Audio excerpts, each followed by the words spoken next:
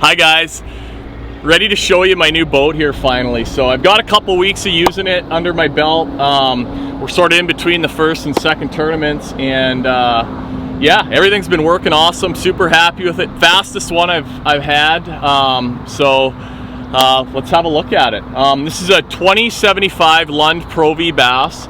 So 20 feet 10 inches, powered with a 250 Mercury ProXS, the new 4-stroke motor. Love that thing. It's so awesome not having to mess with oil anymore.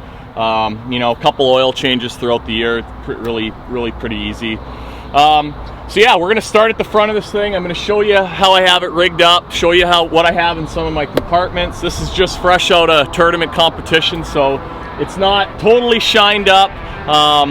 But it's, you know, it's ready to roll. So running the Ultrex, Minn Kota Ultrex motor. Greatest single thing that I've seen come along in fishing, you know, since I've been around. Just the ability to spot lock and do some of the other cool stuff this motor can do.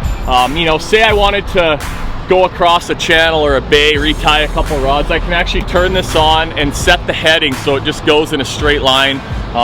That's a time saver. Obviously got the 360 up on the front and use that a lot. I love to fish offshore, so it, you know, it shows you all the hard spots, the weed edges, shows you fish sometimes.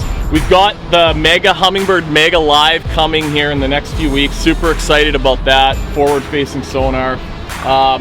You know, and then up at the front, I've got a Helix 12 and then I've got a Helix 10 flush mounted. And you know, the 12's pretty well dedicated to 360, and I'm going to use the Mega Live on that unit. I got a foot remote for the Talons up here too, so I can, you know, control those. Up front, I mean, I got more storage than everybody else that I fish against on the Elite Series. We got a ton of storage in this boat. I can fit, you know, 20-25 rods in the rod locker, all the tackle that I want. I mean, we go to a lot of different venues. We go to bodies of water that I don't know really anything about sometimes. So, you know, sometimes we got to carry a lot of tackle. Got a cooler up in the front. New this year, we've got a redesigned console. So we got a tool holder and just a much better setup for mounting the electronics units. I've got a Helix 12 on the dash, and then on the side I've got a Helix 10, anchored that down with a TH Marine Kong mount. They're bulletproof, best mounts I've ever used by far. Getting to the back, you know, a ton more storage, and that's important for me. I carry some tools, an extra prop, you know, dry boxes for my SD cards, fishing licenses, all, you know, just tools, all that kind of stuff. Battery wise, I'm rocking 5 batteries in this boat this year. First time I've done that. So I've got, they're all the same. They're X2 batteries, 31 series. So they're really heavy duty, high quality AGM batteries. I've got 3 dedicated just to the trolling motor, so I can run that thing for, you know, all day, 2 days if I have to. I've, you know, had a couple nights where I didn't get really a good charge, and you know, no problems. I never have to worry about dead batteries.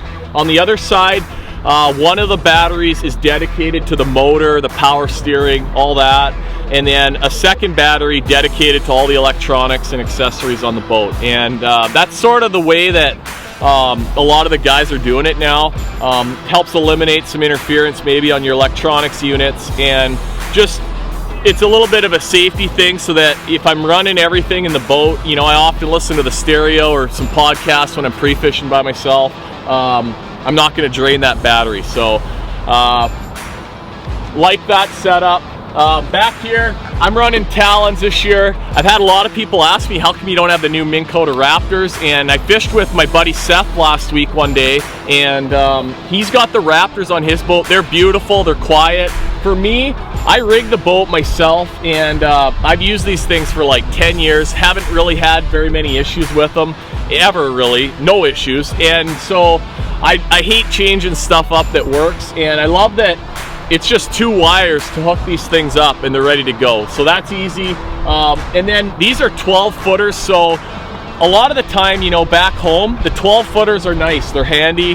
Just a little bit deeper water that we're faced with. So that's why I went with those. I'll probably get the Raptors next year because they are really nice, but the Talons are solid as well.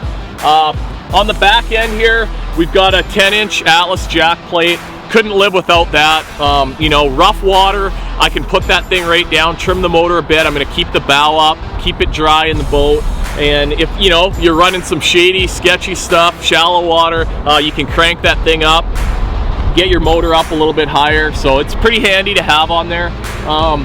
Prop wise, I'm running a 24 3-blade Fury, and that seems to be the best one, like overall performance wise. I carry a second prop with me, a 4-blade 22 Bravo, and that one, if I'm on the Great Lakes, really big water, I'm going to put that prop on. It's not quite as fast, but it's a little bit poppier. It keeps the bow up a little more, and just in big water, that's sort of the way I go.